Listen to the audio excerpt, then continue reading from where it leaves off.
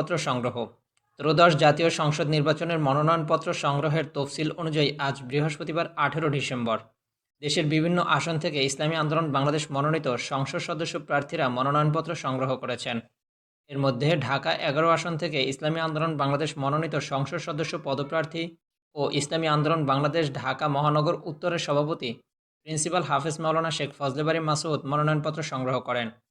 এছাড়া পটুয়াখালী ৩ গলাচিপা ও দশমিনা আসন থেকে ইসলামী আন্দোলন বাংলাদেশ মনোনীত সংসদ সদস্য পদপ্রার্থী ও ইসলামী যুব আন্দোলন বাংলাদেশের কেন্দ্রীয় প্রচার সম্পাদক হাফেজ মাওলানা মুফতি আবু বকর সিদ্দিক মনোনয়নপত্র সংগ্রহ করেন। এদিকে দলীয় তফসিল অনুযায়ী আজকের দিনে দেশের আরও বিভিন্ন সংসদীয় আসন থেকে ইসলামী আন্দোলন বাংলাদেশ মনোনীত একাধিক প্রার্থী মনোনয়নপত্র সংগ্রহ করেছেন। সংশ্লিষ্ট সূত্র জানিয়েছে, এসব প্রার্থীর নাম ও আসনভিত্তিক তথ্য পর্যায়ক্রমে প্রকাশ করা হবে।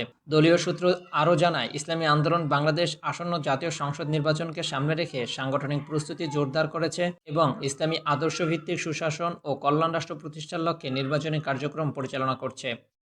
বিশেষ আবেদন: আমরা সর্বদা সঠিক ও তথ্য নির্ভর বিষয় আপনাদের সামনে তুলে ধরার চেষ্টা করি। কোনো ত্রুটি দৃষ্টিগোচর হলে প্রমাণসহ মন্তব্যে জানালে ইনশাআল্লাহ যাচাই করে সংশোধন করা হবে। আজিবা টিভির লক্ষ্য ইসলাম, দেশ ও মানবতার কল্যাণে কাজ করা। এই পথে আমাদের সাথে থাকতে চ্যানেলটি সাবস্ক্রাইব করে পাশে থাকা বেল বাটনটি অন রাখুন। আপনার লাইক ও মন্তব্য আমাদের জন্য অনুপ্রেরণা। আজ এখানেই শেষ করছি। আসসালামু আলাইকুম রহমতুল্লাহ।